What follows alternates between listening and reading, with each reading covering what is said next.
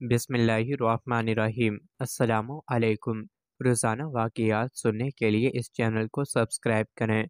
حضرت داؤد علیہ السلام کی قوم کے 70,000 آدمی عقبہ کے پاس سمندر کے کنارے ایلا نامی گاؤں میں رہتے تھے، اور یہ لوگ بڑی فراخی اور خوشحالی کی زندگی بسر کرتے تھے۔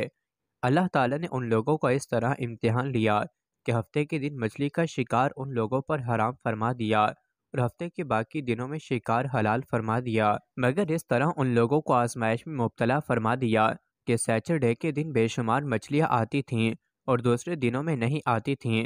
تو شیطان نے ان لوگوں کو یہ ہیلا بتا دیا کہ سمندر سے کچھ نالیاں نکال کر خشکی میں چند حوض بنا لو، اور جب سیچرڈے کے دن ان نالیوں کے ذریعے مچھلیاں حوض میں آ جائیں تو نالیوں کا منہ بند کر دو، اور اس دن شکار نہ کرو بلکہ دوسرے دن آسانی کے ساتھ ان مچھلیوں کو پکڑ لو۔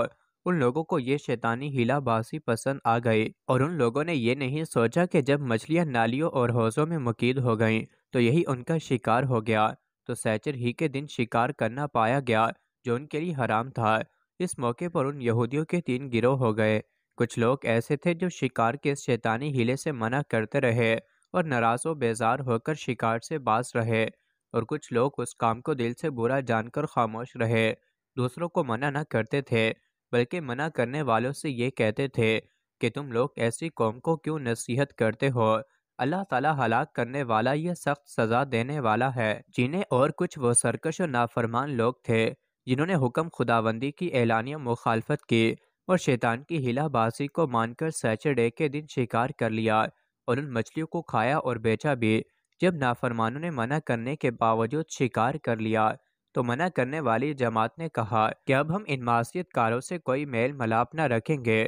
چنانچہ ان لوگوں نے گاؤں کو تقسیم کر کے درمیان میں ایک دیوار بنا لی اور آمد و رفت کا ایک الگ دروازہ بھی بنا لیا۔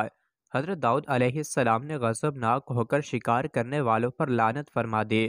اس کا اثر یہ ہوا کہ ایک دن خطا کاروں میں سے کوئی باہر نہیں نکلا تو انہیں دیکھنے کے لیے کچھ لوگ دیوار پر چڑھ گئے، تو کیا دیکھا کہ وہ سب بندروں کی صورت میں مسخ ہو گئے ہیں۔ اب لوگ ان مجرموں کا دروازہ کھول کر اندر داخل ہوئے تو وہ بندر اپنے رشتہ داروں کو پہچانتے تھے اور ان کے پاس آ کر ان کے کپڑوں کو سونگھتے تھے اور زاروں قطار روتے تھے، مگر لوگ ان بندر بن جانے والوں کو نہیں پہچانتے تھے۔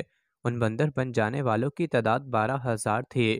یہ سب 3 دن تک زندہ رہے اور اس درمیان میں کچھ بھی کھا پی نہ سکے، بلکہ یوں ہی بھوکے پیاسے سب کے سب ہلاک ہو گئے۔ خداوندی کی اعلانیہ مخالفت کی اور شیطان کی ہیلا بازی کو مان کر سیچرڈے کے دن شکار کر لیا اور ان مچھلیوں کو کھایا اور بیچا بھی۔ جب نافرمانوں نے منع کرنے کے باوجود شکار کر لیا تو منع کرنے والی جماعت نے کہا کہ اب ہم ان معصیت کاروں سے کوئی میل ملاپ نہ رکھیں گے۔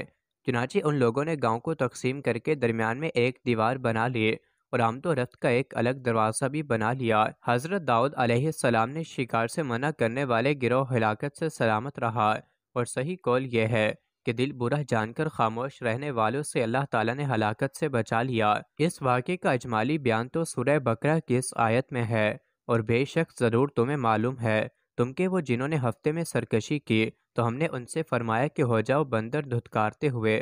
مزید ایسے ہی ویڈیوز کے لیے چینل کو ضرور سبسکرائب کریں۔